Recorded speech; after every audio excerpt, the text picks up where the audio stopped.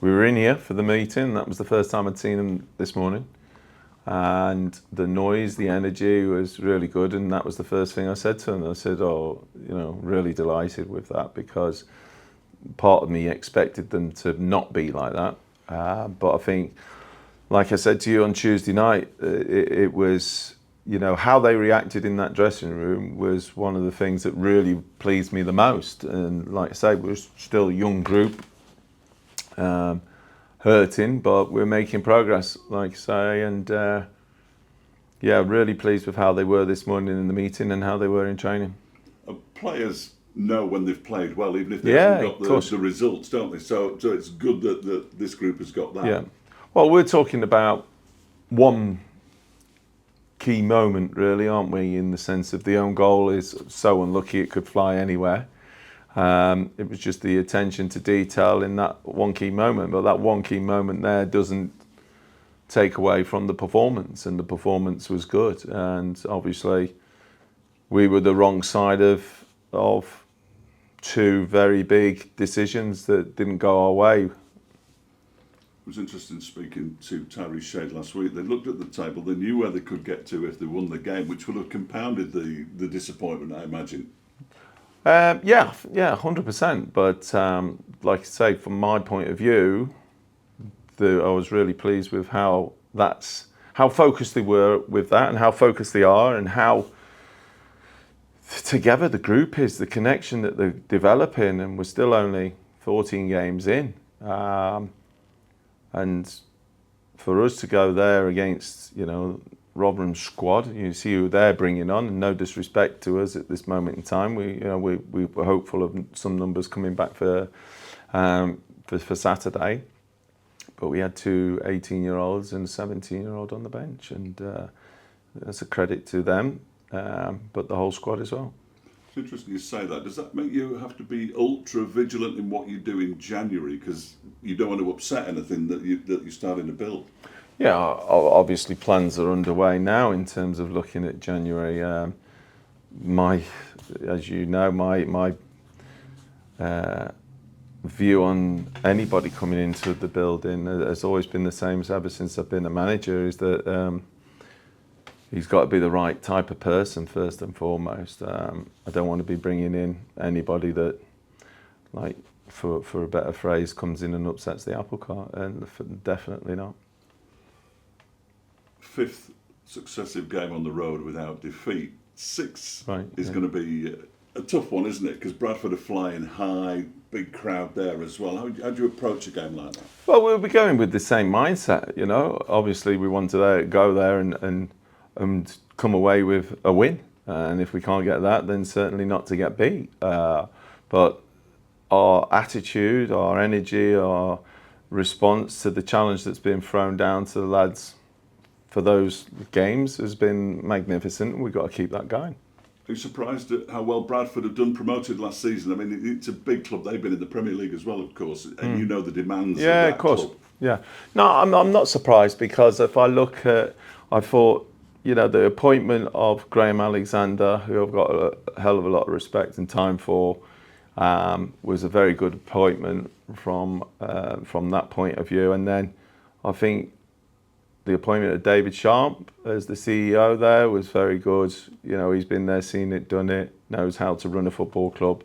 And so the combination of those two really didn't surprise me. They went and achieved what they achieved last season. And then if you look at what they recruited in the summer and how they've recruited, a lot of experience, a lot of money spent on that, in terms of it's another club where we made a tentative inquiry, shall we say, and then got told they were in and how much there was going to be, and we said thank you very much and put the phone down very quickly. But what we have shown is that we know what we are, we know what we're about, and we know what we can go and produce, and we've got to go and do that again on Saturday. Performances at Stockport, who are top now, performances at Cardiff, who are third now. You go into the team in second place. Can they take something from those performances? Yeah, definitely, and not just those. Like you say, you could add to that, can't you? Barnsley, Huddersfield. and it's about us turning those good performances that we've had into complete performances and seeing it all the way through now. But for as young as what we are and how we're going about it and what we've had to contend with all the injuries as well, I have nothing but praise for the lads. They're doing terrific. They're giving us everything. I made a joke with Pat the other day that we're squeezing orange juice out of the lemons, and that just shows you what we're trying to achieve. And it's like at this moment in time, but we've got bodies coming back. We've got buy-in from everybody. The environment, culture, whatever you want to call it, is first class from them.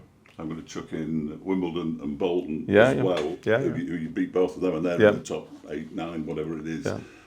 Is there something that makes your Burton Albion team lift their game against these better clubs? Do you think? Do you see a difference? I don't think so, because like you say, we've then had Luton. Yeah, we've had Lincoln. I think I've said all along.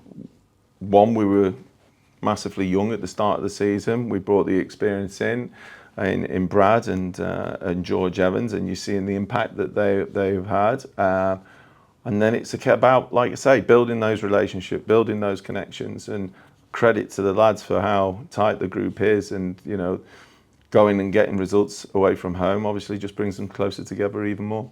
Injuries apart, you haven't really chopped and changed a lot either, have you, in recent games, which must help in that relationship building? I haven't had the opportunity to chop and change because of the injuries, but I understand what you're saying. It isn't just the squad on the match day. Like I say, during the week, the injured boys, the contribution, Jonesy, TVC in the meetings has been really good, really positive, and you only have to see on match day here, the injured lads are in the dressing room and amongst them just before kick-off, wishing them all the best. And I think that, like I say, it's a reflection on the group, the leadership group, for what they've done as well off the pitch and how they go about it. Talk about bodies back. Can you drop us any names? So who've we seen? We've seen TVC today for the first time with us, so that was really pleasing. Lars has been back on the grass as well, so that's been a bonus. And Dylan Williams is back quicker than what we thought, so that is really positive as well. Jack Hazelhurst is going all right. Yeah, he's going all right. So he's joined in a little bit with us today as well. So yeah, it's going the right way. Touch wood, he says, for getting them out of that room. I've got to ask the obligatory question about Finn de Lapp. Is there any? Have you found out anything more yet? No. What day are we today? We're Thursday, aren't we? So yeah, hopefully by the end of play today, we should know. Excellent. And I noticed that Brad Collins has been nominated as part of the voting for the PFA Fans Player of the Month for October, I think it is. I'm not sure they'll get it all on the plaque if he wins it. But a couple of clean sheets, winner. The penalty save, the penalty save down at Wimbledon. And he has made such a big difference. We've touched on this before, but he is just going from strength to strength. Yeah, I mean, again, first and foremost, what a wonderful lad he is. And obviously doing the research, when I spoke to people at Coventry, they couldn't speak highly enough of him as a person. And he's, we just tried to get him smiling again and enjoying his football, and then he certainly does that. I think he's got, a level head on his shoulders, that's for sure. I love his humour around the place. He's dry with it, and his performances have been first class. But there's been some games where he hasn't had to do a great deal for us, but it's just the experience and it's just that know-how. And like I say, for our young back 4 or 5, he's been so valuable to us. And I think I said to you after a game, didn't I? We're so lucky to have him, and he's proved that for us. And yeah, for him to be nominated is a good reflection of his performances. And he appears to be, for want of a better phrase, a reluctant hero.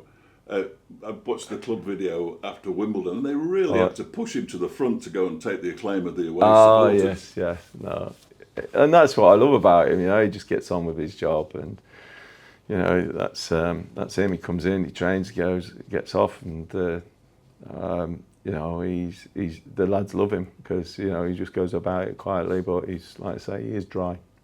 And just finally, everything all right from Tuesday night in terms of injuries? You haven't had anybody added to it. Tell me you haven't. Yeah, tell me you haven't. We had 1 or 2 knocks, but that was only knocks, like I say. And yeah, we fully expect everybody to have come through that in time, ready for Saturday. Thank you. Thank you.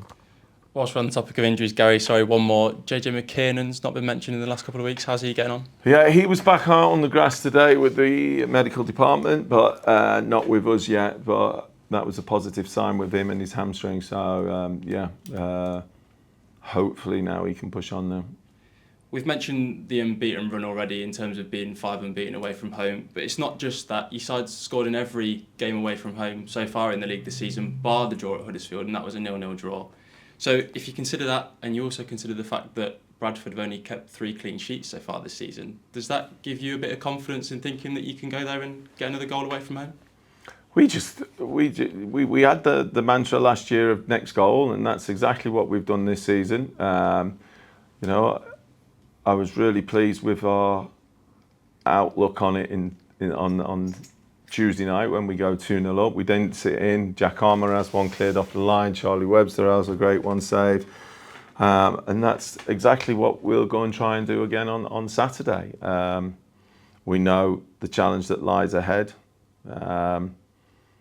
I've been there at that club, and when it's full, yeah, it's a great place to go and play football, and that's what we've been saying to our lads. I was very fortunate in my time there that I was asked to be an ambassador for the Derby Rimmer Foundation and for the MND, and I think that it's a massive